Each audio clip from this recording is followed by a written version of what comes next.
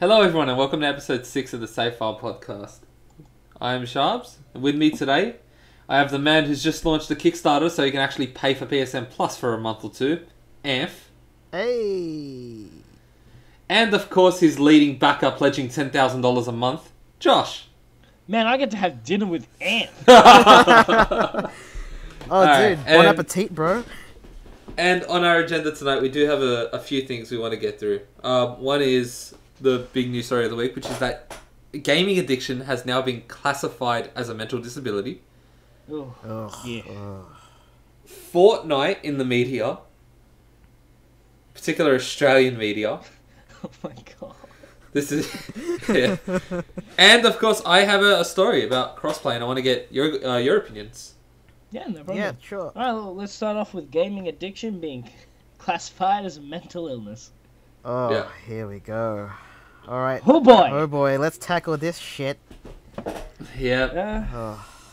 Okay, so let's start. Honest opinions. What do you guys think about gaming addiction as a serious mental disability? Starts. When it comes to children, I think that's the parents' fault. But when you're a grown adult, I'm pretty sure you're responsible for your own actions. That's the most basic thing. You are, but we're talking about, like, they're classifying it under the same vein as other addictions. Like, I don't know. Like smoking and drugs. Smoking and gambling. I think it mostly comes from the justification of, like, gambling is an addiction, so now gaming can be the same sort of thing. But here's what they said in, like, the news outlets. They said that, yeah, we spend 30 hours a week, and that's pretty much, like, the normal fucking hourly rate, right? Yeah, that sounds about. Yeah. Yeah, that's casual work. Yeah. And that's, like, the minimum. What do you mean that's the minimum? I'm pretty sure that's the minimum you can go. Or not like the minimum, like, that's like... As in, like, if you're doing more than 30 hours a week, you have an addiction? Is that what you're trying to say? No, not at all. No, but I mean, like, is that what they're saying? What do you mean by, like, that's the minimum? Like, that's, like, if you do 30 hours plus, yeah, you have an addiction, apparently. Yeah, no, it's just because it's a different kind of media. But then again, I don't see TV addiction being on there. Yeah, Yeah. Netflix addiction. Yeah, Music Netflix addiction. Like, I would guarantee you that people probably watch Netflix far more than they play games. If we're talking about, like, just general time. I mean, it's just... at the end of the day, I think games are a hobby. There are people who absolutely love playing games. We all do. But, Yes. you know, and... Look, I'll be honest. I play for more than 30 hours a week. And I don't think I have an addiction. I think that is too much. I would say an addiction is something where you struggle to function without a particular thing. You prioritize it over, you know what I like, mean? anything like else. a dependency. Yeah, like, I can go out, I can leave my house, I do everything that, you know, anyone does. It's just when I'm at home, I play games a lot. You know? Like, I go on holidays and I'm not sitting, you know, in a corner, like, scratching my arms, wondering when I'm going to get back home and, you know, back to my PlayStation or anything like that. You know, like, to say, you know, gaming is an addiction... I think some people do have a serious addiction to gaming, but I think it's a lot more prevalent in you know, certain cases, mainly with kids. Oh, yeah. No, I can see kids being the main argument for this. Yeah, like one of my neighbors has a small child, and she was asking me how to, like, she was telling me about her worries of buying her kid a PlayStation. This is a while back, and she said that her friend had a son who was so addicted to Minecraft at one point that the only time he would stop playing was when he had to go to the bathroom. It says she actually had to send him to a professional to help him, like, kick this addiction. Like, in cases like that, I feel it comes down to the parenting a lot more. Yeah, I was about to say that really sounds like a poor parenting situation where if you're trying to use games, which are an escapist material as, like, a babysitting service, or, like, to just get your kid out of your hair, they're going to fucking get addicted to that shit. They're going to want to play it all the time. And kids don't have anything else to do. Yeah. Like, growing up, I mean, I loved playing sports. So, the first sport I really got into was tennis.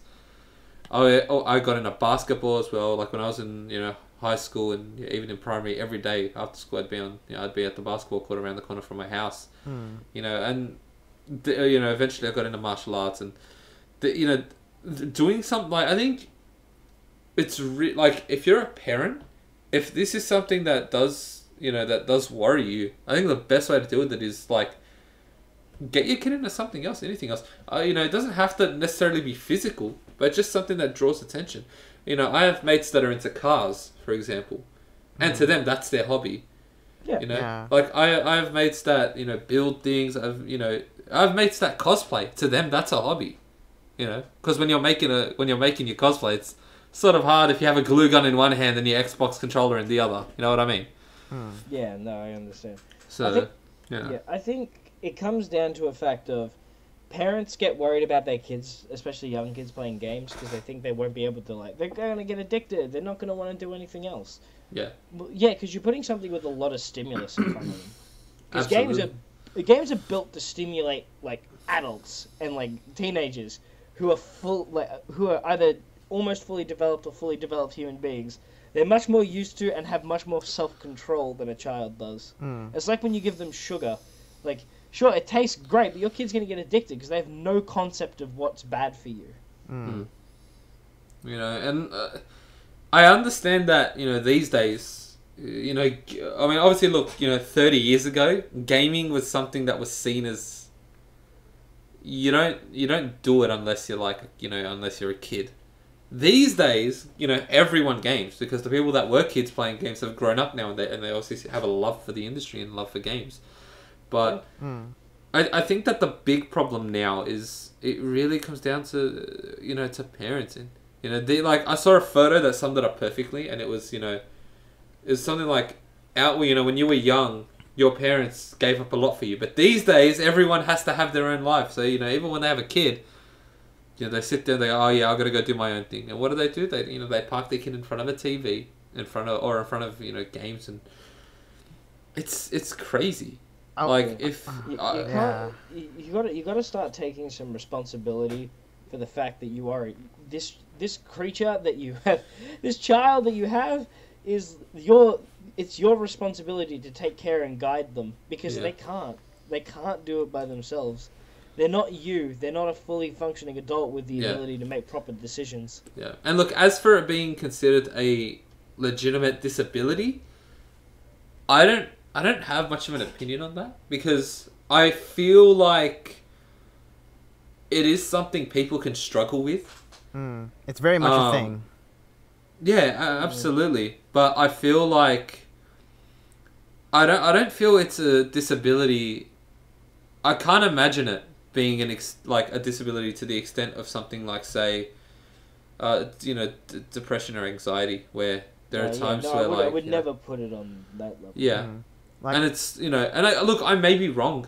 I'm happily willing to concede that I may be wrong about that, but I can't imagine someone who is struggling so hard to function day to day from an addiction to gaming. Yeah, and I'm when it comes to this, I'm not trying to rationalize here, but I know having a gaming addiction is pretty much better than having drug addiction or alcohol addiction. But I was kind of expecting it to be internet addiction and phone addiction. I mean, it really depends. I know a lot of people who, if you ask them, okay, well, how long can you go without looking at your phone? There are people, I know people that can't go less than an hour without, I know people that can't go more than an hour without looking at their phone. Yeah, I was asked that question probably at least the other day. I only said it, my response to that was, it's because there was literally nothing else to do. No, but I'm saying, I know people that have to have their phone in their hand, have to be checking it constantly, but wouldn't that be considered an addiction then? Yeah, no, I would consider that a part. I think another thing that I have is when I was raised, I was told never to leave the house without a phone or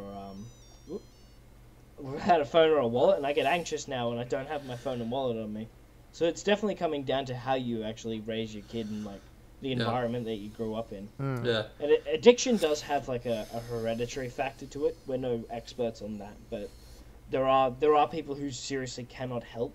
When they start getting into these things, they really can't stop themselves. Yeah. And sure, there should be a service to intervene, but like, I'm not sure how they've qualified gaming addiction or how they've monitored this to fully qualify it as a mental disability. Yeah. And moving on from that, I want to talk about a particular issue, which is Fortnite in the media. I find it fitting that gaming addiction this week was confirmed as a mental disability when one of the games people often cite as an example of, being really addictive is Fortnite. Oh my god. I understand that, but the amount of times I've been scrolling through Facebook or, you hear about, you see a link to a news story, and it's always about Fortnite right now. And look, we've discussed Fortnite in probably like half the episodes we've recorded already. Yeah, but it's just like the flavor of the... I feel like the coverage of Fortnite is stretching way too far. I saw a thing today, and I find it funny because the public opinion as well just appears to be that people are sick of this as well. No, I think the 9 News, the Today Show, they had put up something on Facebook saying, "Are your kids addicted to Fortnite? We want your stories, and we can get you in touch with entertainment experts who can help you, help your child and things like that." Yeah, shame and the like, child. Yeah. And I clicked on the comments. I said, I have to see what the public opinion is on this. And it's just people just trolling the crap out of them. It's just yeah, definitely. Like, I mean, as much as I'm sure if I was to sit here and say it comes down to parenting, like if your kid's addicted to Fortnite, that's because you as a parent, like, couldn't stop them. And you don't know how to deal with that. Like, I'm sure you two might agree with that. But that appears to be the opinion of the general public as well. And that's something that I find great because the general public isn't demonizing this game. You know what I mean? No, I think it's because games have been the boogeyman for so long now, and it's become such wide public use, and millennials are becoming older now. Yeah. Like, we're getting to the point where a lot of the young adults now, it's 20s to 30, are like, they're all millennials who've grown up with games. They have no fear of it anymore. Yeah. We're always the scapegoat for something. Yeah. Games have been the scapegoat for so long, and I think it's just the trend of people going, well, no, because nearly everyone plays games now in some capacity. It's no longer scary. Yeah, I mean, it's just when you... it's more like sort of the boy who cried wolf in a sense, where it's just you complain about a problem for so long, now no one really cares if you think it's a problem again. Yeah. Because it's like, the amount of times... we're not idiots. We've seen all the news stories. Oh, yeah, no, this game is violent and it's, it's got a bad influence on kids. Well, I hate to tell you this, but I've never actually been convicted of a crime. I've played plenty of violent video games. D&D supports Satanism. That's right, there's the D4, they're cow chops. Oh, God. Like, I mean, all the old stuff, but it's like, I think now the public opinion, like I said, because people have grown up with games now, we have people that are perfectly fine, hold down full-time jobs, and they're just living life normally, and they just happen to be gamers. I think that because now that is such a big amount of people, such a large amount of people, that when people hear, oh yeah, no, this game is addictive and like it's causing real problems, people are just like, well, I played addictive games growing up and I've turned out perfectly fine. Fucking go and deal with it then. Yeah, and like at the I saw there were a few comments in that post I told you about where it was there was sometimes there were like people who were like, oh yeah, no, my child has spent X amount of dollars on Fortnite skins and things like that. And yeah, it's like, where the fuck are you getting the money for this? that's my point. I'm like, well, I mean, if your child has your credit card on their game, why did you just give them your credit card? Or if you know that this is a problem, remove your credit card from the system. Yeah, what the fuck? And firstly, a lot of the times it's like, oh, mobile games. No, my child's running up my credit card. Why do they know your password? Should kids even have the right to that at all? No, they do, because you can put your password into the Apple Store, for instance. If you can have your credit card on file, so you can just put in your password in it, or it authorizes the payment, right? Yeah. But change your fucking password and don't tell your kid. I didn't know the fucking Apple password when I was growing up. I didn't fucking know. I couldn't go and spend money. The last time I saw Fortnite in the media, which was obviously 9 years, was an article about this chick who spent like hours in Fortnite. She never left the room, and apparently what her parents found was a urine-covered pillow. Okay, that is a problem. Yeah, that is a pretty But bad problem. in my opinion, if your child has been locked in a room for so long and you have no contact with them...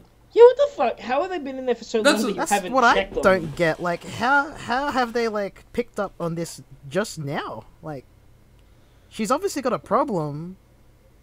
Why? Well, my point is, like, what did they do to solve it? Well, they complained about it. Yeah, essentially, they shamed her Complaining- 9 years. Okay, but that doesn't solve it.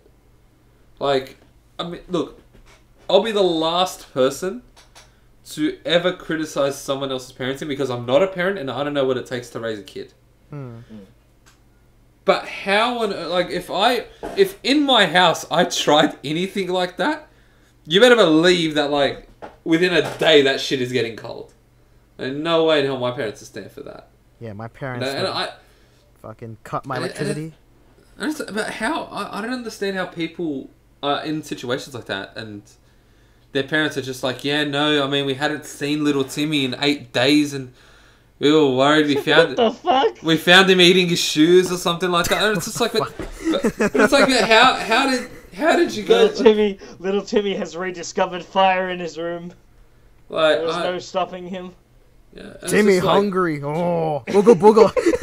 And look, I'm not saying like things have to go from 0 to 100. I'm not gonna be like, oh my god, you know, he spent fucking 2 hours playing Fortnite. I'm gonna cut the electricity to the house, but sit him down. You know, some of these kids like they might be going through things, and maybe they just take enjoyment out of the game. Maybe that's the only thing they are finding enjoyment in, and that's why they do it. You know what I mean?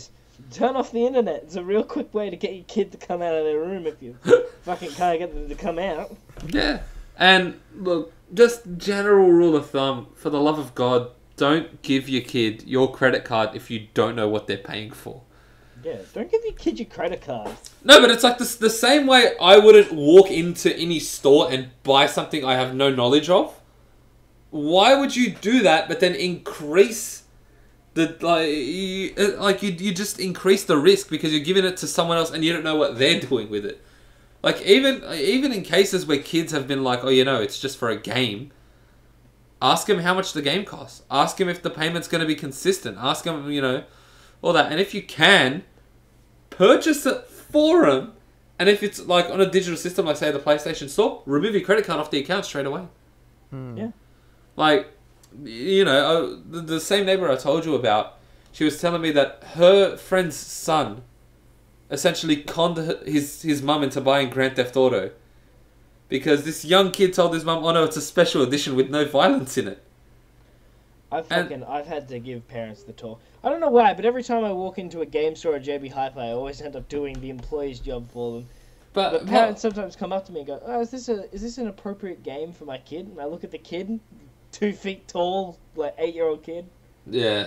No, it is not. But in that case, it's like even if your kid says, "Oh no, it's a special edition with no violence," and then on the front cover there's someone with an AK-47, still you should be like, "No worries, let me just take a quick look at it." And then like the moment you find out, "Oh no, little Timmy was lying," I would just walk out of there and be like, "Well, you lied. I'm not buying you the game." Yeah. Again, I'm not here to criticize parenting, but you need, like, if your kid is spending so much time playing games or they're buying games that you have no knowledge of and you're worried about it, things can be solved with a Google search in some cases. You need to go to that effort. I think it's a certain amount of gaming awareness that people just didn't have. Like, a lot of parents didn't grow up in a time where gaming was prevalent, where it was a hobby of the masses. And it just goes to the fact of they just see it as this toy that nerdy kids played. So they can't perceive that it might have, like, these horrific images. And then we get videos like the ones that criticize games. It's like, why is there so much violence and swearing in these games? They're games for kids. And you look at the cover, it's like, it's GTA, it's Watch Dogs, it's Assassin's Creed. It's not for kids. I'll never understand how parents feign ignorance. Games have essentially the same classification that movies do in this country. Like, as in it goes, you know, GPG, MA 15 restricted and then R18. And the fact that it says 18 plus on the front and your kid's saying, oh no, there's no violence in it, but you look on the cover, it says R18. Why would you buy this for a 7 or 8 year old kid? It's what I don't get either. Like, when it comes to video stores as well, like, the adult section used to be the most secluded place, but the video store I went into the other day, it's the most open place.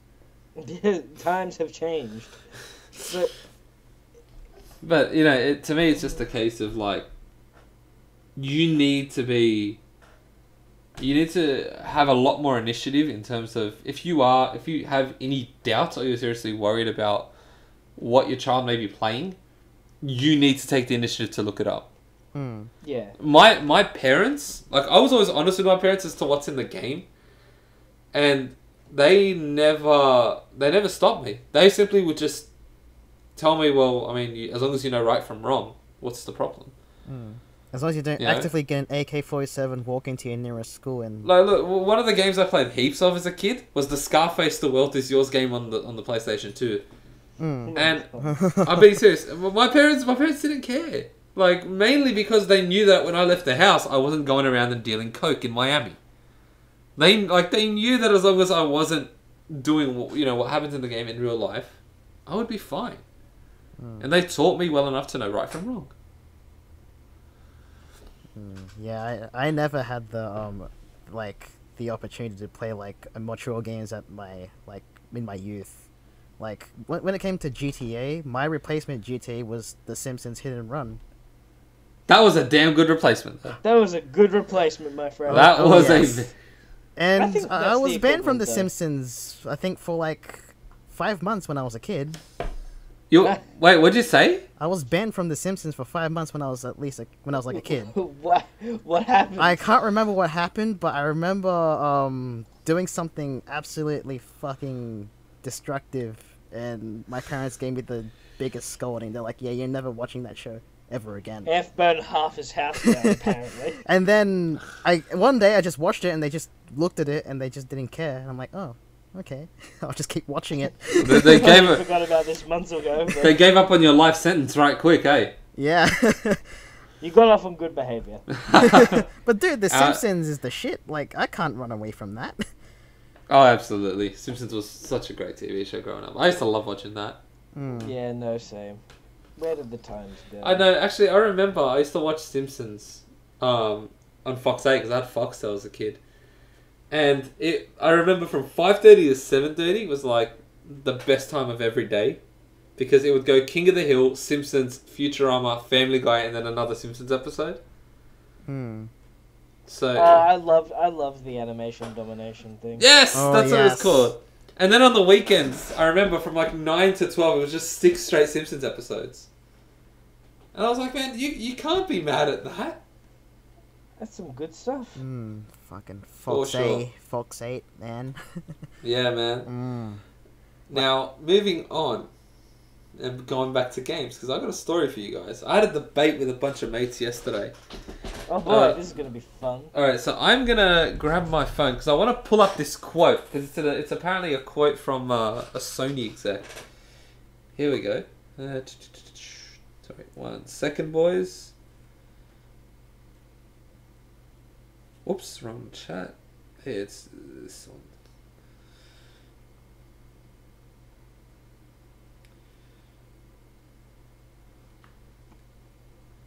So... here it is. Hey, there we go. Here it is. Single player, in my opinion, is not dead. Not even close.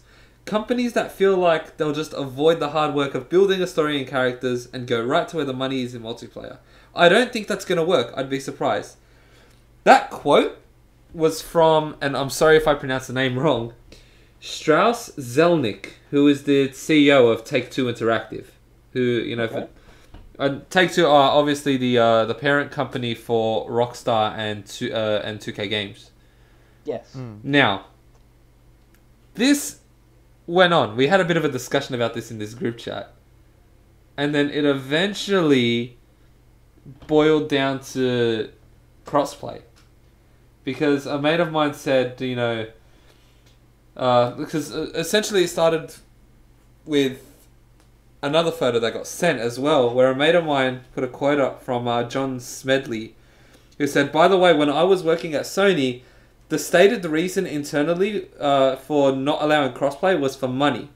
They didn't like the idea of someone buying an Xbox and having it being used on their product being used on a PlayStation. Simple as that, but there it is." Now, all my mates are obviously pretty annoyed about that, and because they're just like, "Oh wow, man, that's greedy." And I was the only one who sat there and I was like, well, I mean, when you think about it, that's pretty smart. If you're dominating the market right now, you're essentially pushing people to buy a product. You know, consoles are a snowball effect. If I wanted to play a game with you two, and I buy a PS4 before either of you buy my competitor, Josh might be like, "Alright man, what'd you buy? PS4? No worries man, I'll pick mine up tomorrow." And then Anf will eventually be like, "Alright, then I'll hop on with you guys and I'll get a PS4 as well." And it snowballs. And then it boiled down to the fact that one of my mates was like, "Yeah, but you're losing a lot when it comes to customer satisfaction." And I said, "Man, when you essentially have the market cornered, customer satisfaction doesn't have to mean a lot to you."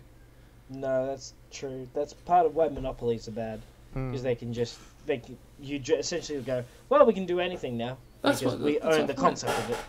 Like one of my mates was sitting there and he was saying, but I've heard people, say things like, "Oh, I'm gonna go buy an Xbox so I can crossplay," and he's like, "Yeah, I've seen comments about that as well." And I'm like, "Yeah, but have you not seen the difference in sales between the PS4 and the Xbox One? Unless 30 million people are gonna say and do that, then why would Sony bat an eye? If it's not gonna make a dent in their profits, who cares?" And then have these people also already bought PlayStation 4s? Yeah, crossplay. I don't think crossplay is gonna really dent Sony whatsoever. It's probably why they're doing it now. And for the love of God, and I said this to all of them, okay, be careful what you wish for, because think about some of the ways gaming gets monetized these days. You're telling me that it hasn't crossed anyone's mind at Sony or Microsoft to say, "Hey, how about in addition to PlayStation Plus, we also have something called PlayStation Crossplay, where we charge you an extra $10 a month and it allows you to crossplay." I wouldn't doubt that they would charge. Don't tell me that no one has thought of something like that. I'm sure they have, and I'm not sure how the logistics would work with it, because crossplay seems to be like a conjoined effort. But that seems like a pretty logical conclusion, especially since nowadays they seem to be developers seem to be pushing the whole, "I wonder how far we can push monetization until people will push back." I mean, people sort of have pushed back in some ways. I mean, yeah. You think of the Star Wars Battlefront saga. Yeah, that was basically, they found the tipping point. Now they're gonna do the, alright, how close can we get to it? Yeah, it really is just a game of chicken in some ways. Yeah. Because, guys, I'm just going to say, and we always say this, if you just don't buy it, they'll stop doing it. Yeah. And look, I'm not going to lie, crossplay, I find it to be gimmicky. Yeah. Let me explain. So, to me, it falls in that category of, it would be a cool thing if it happened, but I'm not going to throw a fit if I don't get it. Because, I mean, look, when I first bought my PS4, I did not even dream of fucking crossplay. I didn't think, I'll be able to play with mates on PCs and that. Why? Because most of my mates are on PlayStation anyway. And it wasn't what I was buying the console for. Most people, most groups of friends will tend to buy the same consoles as each other, just because they want to have that interaction. But also, they still have to compete with PC. Yeah, and here's the funny thing, out of that group that I was telling you about, my group of mates, probably about 7 or 8 of us, every single person in that group owns a PlayStation. Those are the people I play games with more than anyone. Yeah, they're really enjoying that crossplay feature. Now they can kick the noobs on Xbox. I mean, look, don't get me wrong. There were a couple games that we played on crossplay. In particular, Paragon was one that we played. We put a bit of time into before Epic shut down the servers. But moved on to Fortnite. We didn't get into the game because of crossplay. You know what I mean? Yeah, I don't think crossplay is going to influence any kind of sales. But I'm just going to say this: Fortnite has a remarkable effect on this whole crossplay industry because a game that's so prevalent, that's built on multiplayer and needs that kind of interconnectivity, it's really good for them. You know what?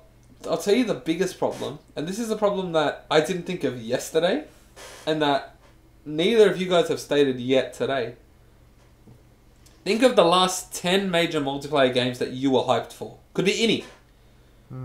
Okay. I am willing to bet at least one or two of those had some sort of server issues or connection issues at launch. Tons. Nearly all of them. Yeah, definitely all of them.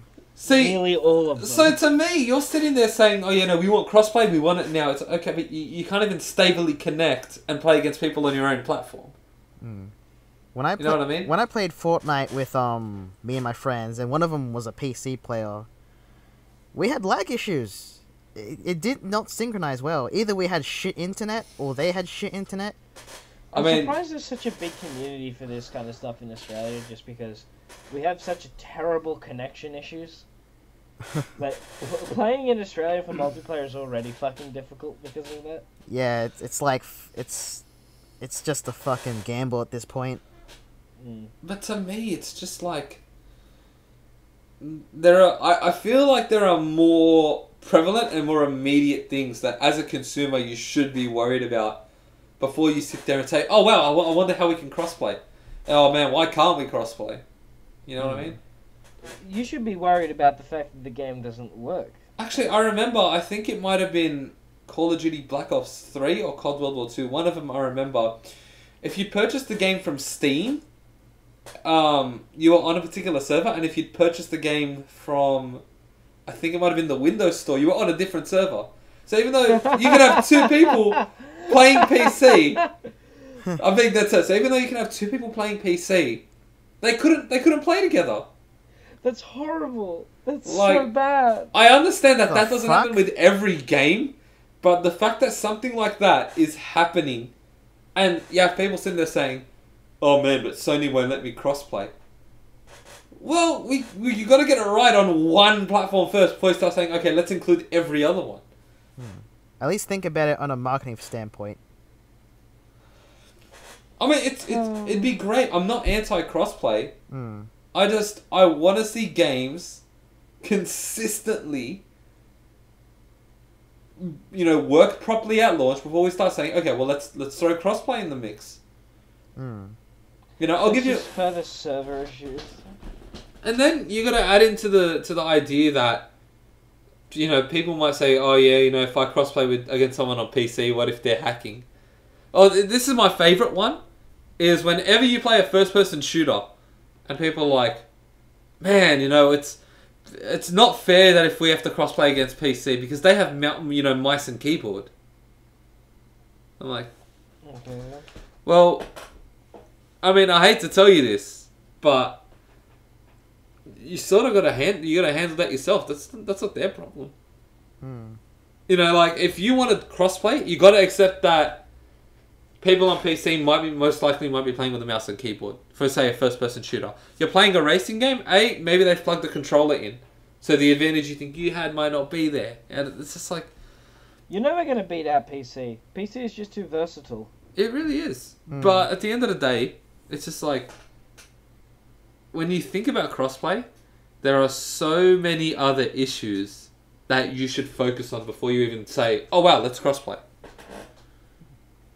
What about this? It can be done. Certain games have done it perfectly. What about this next issue though? About you know how Fortnite's on Switch now, right? Yeah. Yes. You know how you have an Epic account, and you have to synchronize that with Fuck off. with that whole with PSN or Xbox Live or Nintendo Switch. Yeah. What about that whole issue about you already have Fortnite on PS4 connected to PSN.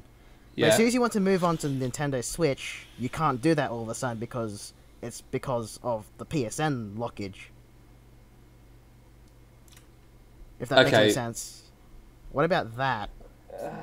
It's petty, but fuck you, Epic. Yeah. Okay, but so does that unlocking your account to a particular server? So you can't like use your Fortnite account if you've connected it to your PlayStation, which sucks.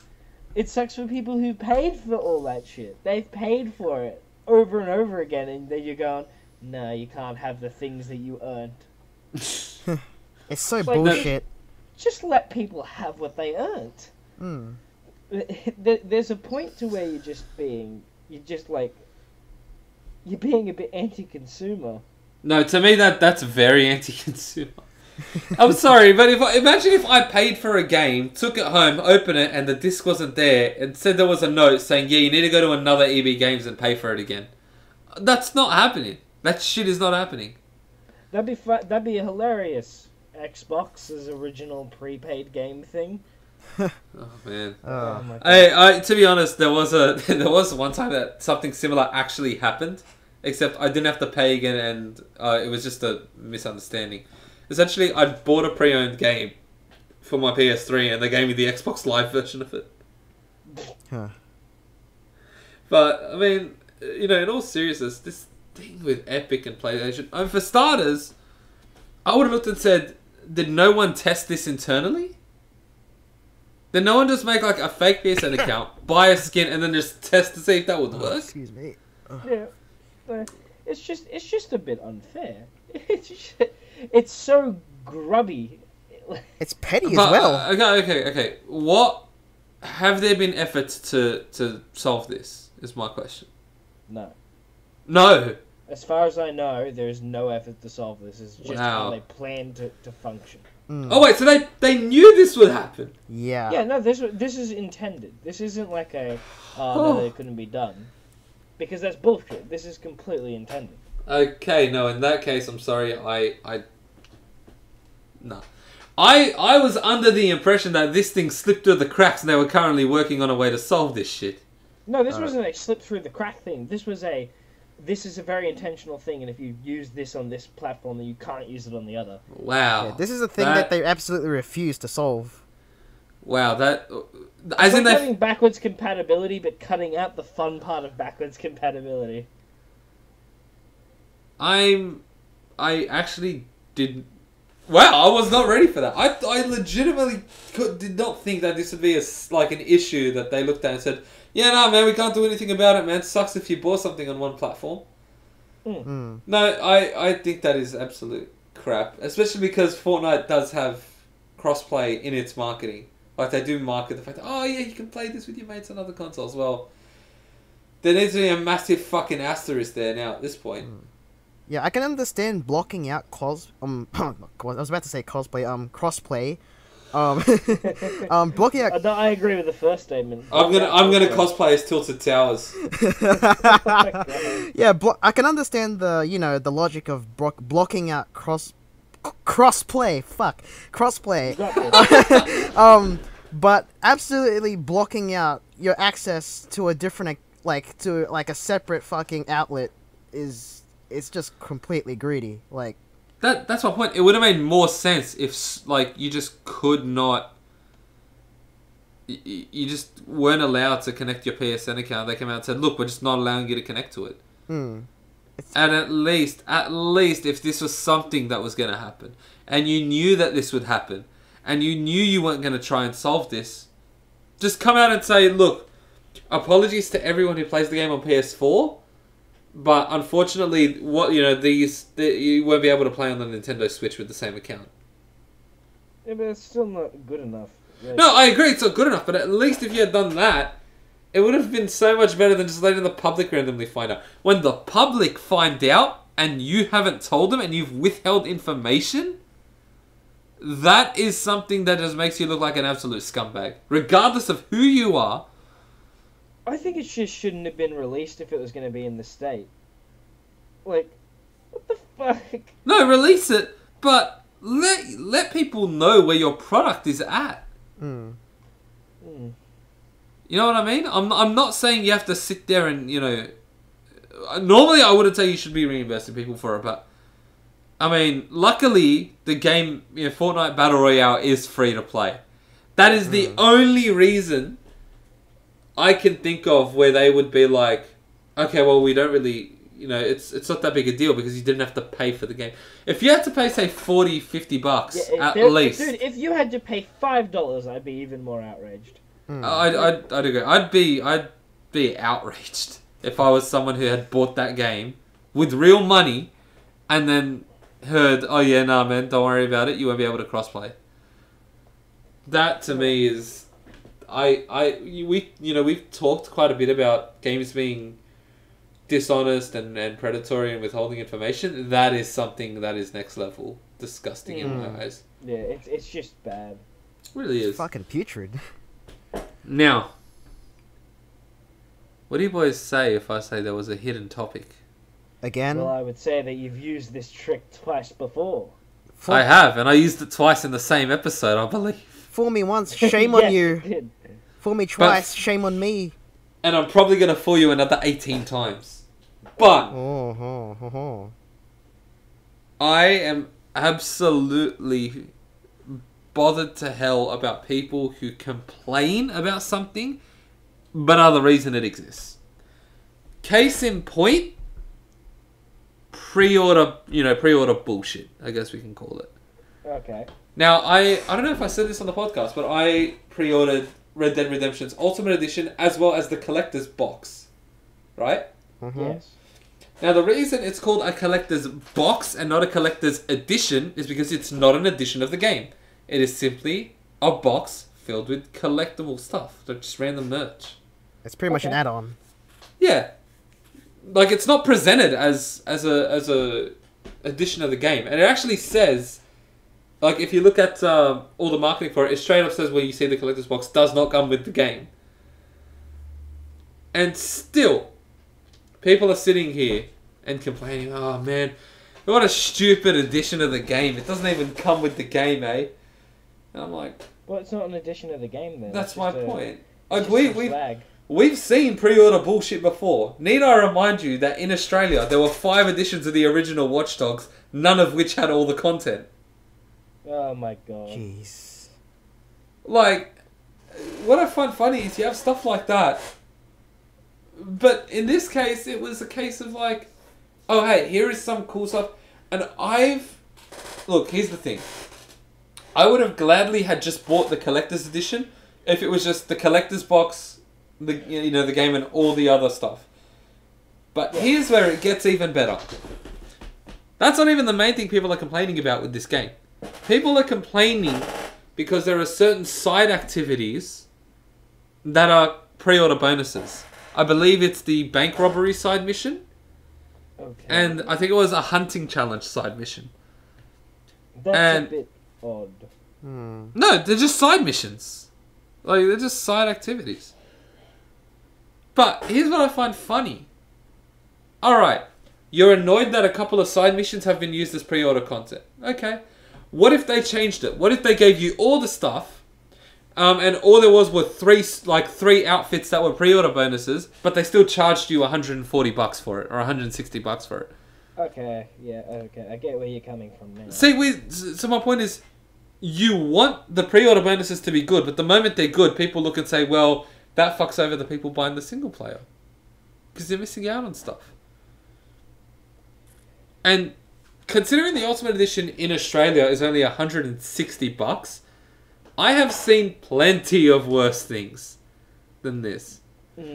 Hell, you can make the argument you don't get enough in the Ultimate Edition, if anything. But it's a lot of money to spend on one game. I'm gonna just say that. It is. But here's the thing. When you're pre-ordering a game, for starters, you're under no obligation to pre-order a game. You're not under any obligation to buy a game either. No, just don't buy it. That's my point. If I look at a game and I say, well, that doesn't interest me, and, I don't like... People are saying, I've seen so many comments saying, yeah, Rockstar, after what you did with GTA 5, no way in hell am I buying Red Dead Redemption 2. Well, good for you. Even though I think you were stupid for just randomly going on Facebook and thinking that Rockstar reads your comments and will change based off one person's comment. Did you know that Red Dead Redemption isn't coming out because XXX_Sephiroth XXX didn't buy their game? 100%. But it's just like, okay, good on you for making the smart decision to not buy a game that you weren't comfortable with buying. But the amount of comments I saw that went a little something like, Rockstar, because I trust you, I'm gonna pre-order this, but please don't let it fall the way of GTA 5. And I'm like, hold up. All we have for Red Dead Redemption 2 are 3 trailers. That is not a lot of stuff for you to sit there and have full confidence in buying a game. I have enough confidence in this because I was a huge fan of the first Red Dead, and I've been a fan of most of the GTA series and a lot of other Rockstar games. I'm excited for Red Dead. It looks cool. But if you don't have faith in it, why on earth are you not only buying the game at launch, you're pre-ordering the game? That's a good point. You're kind of just... You're the crux of your own argument. You really are a problem. You really like that. That seriously is the problem. What is the logic of that, though? I don't know. Like, look, I understand if maybe you were talking to your mates and I've asked my mates, hey, is anyone picking up Red Dead 2 as well at launch? And they're like, it's not a game I'm hugely interested in. I'll wait and I'll see how it is. That okay. But if you're gonna be like, yeah, no, man, after what they did with GTA 5 and the amount things cost, all this stuff, blah blah blah blah. Yeah, no, I'm buying it at launch. Like, well, if you're not confident with it, wait for a review or two to come out. I was gonna say, what a hard statement you're making, telling them you're gonna pay for it when it comes out. Yeah, that's my point. Like, I mean, unless you and about 18 million other people are personal friends of the heads behind the game, and you can convince them that, oh, okay, well, we're not going to buy the game then. But if you just say, oh yeah, no, I'm not happy with it, and then you go out and buy it, you're the problem. You really are the problem. And we come back to our old adage of, if you don't like it, don't buy it. It really is. This is a do not buy if you're not confident with. Yeah, do not buy. Please slap that as the title. Do not buy. Cease. We should just call this the Do Not Buy It podcast at this point. Do not buy it podcast. We're going to tell you things and then we're going to tell you not to buy them. It's just like, look, I have a heap of faith in that game. I loved this, I loved Red Dead Redemption. I've played quite a bit of Red Dead Revolver. I love that too. Or not to the extent of Redemption, but I think it was still a fun game. But if I see so many people that are like, I'm not confident with it, so I've only pre-ordered the fucking standard edition. I'm like, but you're buying a game on the first day, you're showing some sort of confidence in it. Even if it's just 1%, you're showing confidence in a product. Yeah. If I was... I'm going to use food again as an example, like I often do. If I was walking through a back alley and saw a restaurant where the chef, looked like the dodgiest guy, I feel like that he probably learned to cook meth before he learned to cook a steak. Pisses in the pot. I wouldn't look and be like, man, that sucks. Let me go in and order whatever the most expensive thing on the menu is. A good old meth steak. You know what I mean? Like, I would... It's a case of... watch the 3 trailers and then make the judgment. If that is enough for you to be confident with this game based on their previous history as well as the 3 trailers, you go do that. If you look and you say, well, I mean, I'm not happy with the way GTA 5 went, okay, wait for it to launch, wait for the reviews, see what not only reviewers are saying, but see what your friends are saying. Because, I mean, let's be honest here, anyone that is paying any sort of attention to Red Dead Redemption 2 has at least one friend who's going to buy it. Oh yeah, no, definitely. There's always going to be that one guy who's getting the game. Yeah, everyone has the one friend who buys every major release. Yeah. Let's just see what your mates are saying. See what the general public is saying. No one's under any obligation to sell something to you other than the people making it and the retailers. So if there's anyone you don't want to trust, don't trust those two. Trust what everyone else is saying. Or even reviewers, because, oh man, maybe they got review copies and they're feeling pretty kind. Talk to your mates, look on Facebook, look on anything that you can find. Make your judgment. Find a video store. Make a pilgrimage to your local video store. I didn't think those existed. I thought that was like Nathan Drake's next adventure, finding the lost video easy. Be your own video game.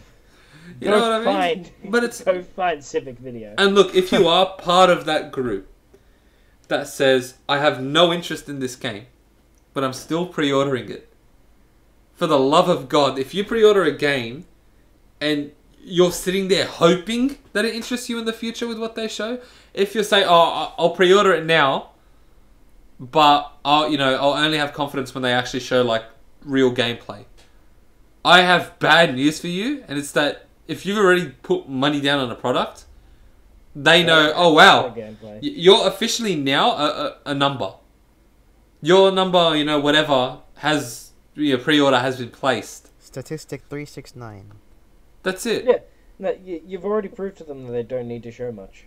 That people are going to put money down in advance. You've given them money. Exactly. Like, it's such an easy concept, but it seems so foreign to people when it comes to games. They sit there and they're like, man, and we've been talking about Red Dead, but I see it with Call of Duty every year. Man, this Call of Duty is gonna suck. Oh yeah, man. So you're not gonna buy it? No, man. I pre-ordered the Prestige Edition. Fuck. What? Yeah, bro. It came with the season pass. What? So you're not confident with this game, but you pre-ordered the biggest edition? Yeah, cuz why? All right. What about FIFA then? Oh my god, man. It's the same every year. I'm pre-ordering 5 copies. I pre-ordered it. I pre-ordered the Ultimate Team Edition because I get free packs every week. Consumer hypocrisy. Isn't it beautiful? Like, it's great. I mean, I legitimately... It almost makes me feel like I'm missing something. Like, man, why are these people pre-ordering this shit? They're not happy with it. I mean, it's a... I'm sure some retailers don't mind the amount of numbers they're pulling in off these people, but it's like... How are you confident in giving your money into something that you're not going to have faith in? Be smart, people. Be smart. Yeah. On that note, today has been the Safe File Podcast, episode 6. I'm glad you've come and joined us this far. Today, joining me has been Charbs. What's up? And also the Master Gamer of the Universe. Anthony. Yo. And I have been Josh. Don't buy it, people. Just don't. Stop it. Don't buy it. Get some help. Oh my god. Keep the money in the pocket, please. Let's go over 3 lessons from today, and that would be parent better, just do better Fortnite, and stop it. Get some help. See you guys next time. Should we put Signing in... Signing Signing off. See you guys.